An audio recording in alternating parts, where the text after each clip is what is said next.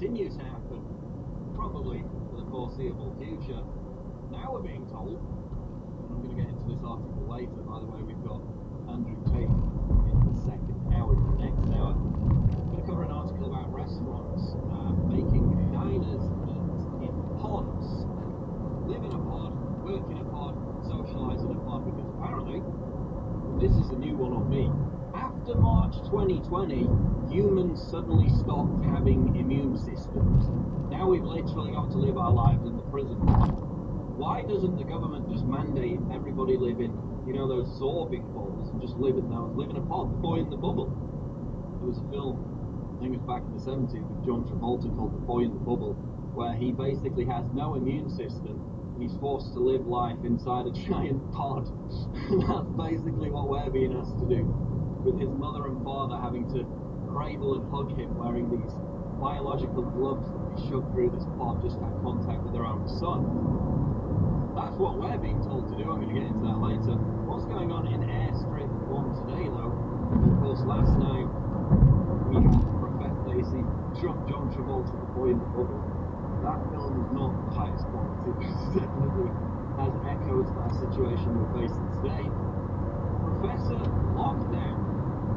This is the guy who created the model, the Imperial College model in the UK, which warned the government that if they didn't impose a lockdown, social distancing measures, 500,000 people in the UK would die. That model's been totally eviscerated, and then if you look at Sweden, which I'm also going to get into later, which of course didn't have a lockdown, their R rate, the rate of infection, is the same as the UK's, and their death rate per capita, if you compare their population to ours, inclusive of this vast difference in population, their death rate was lower than the UK. They didn't lock down anything. What was the point? We were told we had to lock down to save lives and protect the NHS. The NHS was never overwhelmed. The hospital beds, the acute hospital beds, are 4 times emptier than normal. The Nightingale hospitals that they built to cope with the overflow, most of them are now either not going to open or being closed down already. You have the Professor of Cancer, King's College, University London, coming out and saying that excess cancer deaths, there'll be more excess cancer deaths than total coronavirus deaths in the UK over the next 5 years. What was the point?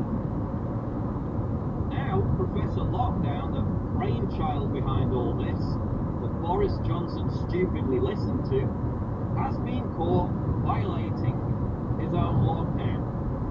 Headline RT. Professor Lockdown Ferguson resigned after violating quarantine he designed to meet married lover. Professor Neil Ferguson, author of Apocalyptic Coronavirus Models, which are listened to by the government, was resigned from his position as advisor to 10 Downing Street after revelation he violated quarantine himself to meet with a married lover. The woman had 2 kids. She in fact complained. We're going to get into that in a minute. What happened? Following Ferguson's resignation on Tuesday night, the Daily Telegraph made it public that the man known as Professor Lockdown, now known as Professor Pantsdown, had allowed a married mother with whom he was having an affair to visit him at least twice during the quarantine. The woman was identified as Antonia Stats, 38. And now there are jokes about him massaging the stats. The first visit was reportedly on March 30. As Ferguson warned the British public lockdown measures in effect for a week at that time have to remain in place until June.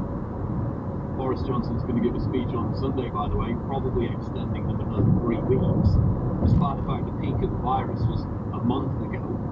He said, "I accept I made an error of judgment and took the wrong course of action," confirming that he's resigned from the government's position. But he maintained the call for a lockdown. Of course, he's not going to be subject to it. The minister in Scotland, Scotland's chief medical officer, she violated her own lockdown to visit her second home. It's one rule for them, one rule for everyone else. So he's still calling for the lockdown to continue, even though he's wantonly violated. There's more details.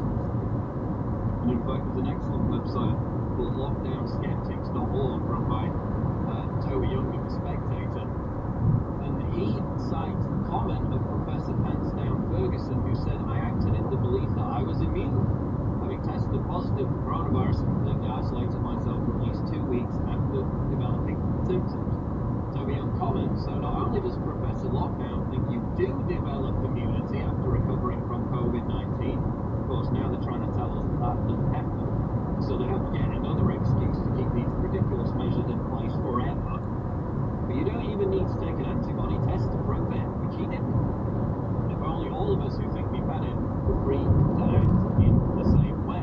Now if you look at the woman herself, 38-year-old Antonia Stats, mother of 2, married. According to the Telegraph, she lives in a $1.9 million house in London and has, quote, an open marriage. How's that now feel? They dug up the podcast of her, and she appeared on a podcast on March 31st, which is now being removed, 24 hours after visiting Professor Hansdown, in which she complains that the lockdown is putting a strain on her marriage. Yeah, maybe the fact you're having an affair with the architect of the lockdown is putting a strain on your marriage even more. Then you can look at her politics, and it's a big coincidence that a lot of these people who are so vehemently for these draconian lockdown measures are, you guessed it, are leftists. The Telegraph has her down as a left-wing campaigner, reference in fact she campaigned against leaving the EU as a long-standing environmental activist who supported Greta Thunberg's strike. So again, it's always the biggest virtue signaler who are the biggest hypocrites every single time. Quite well, a picture of her delivering a petition to end fossil fuel subsidies to 10 Downing Street. And her politics are, as this article explains, far left. Even further to the left as compared to Professor Hansdown himself.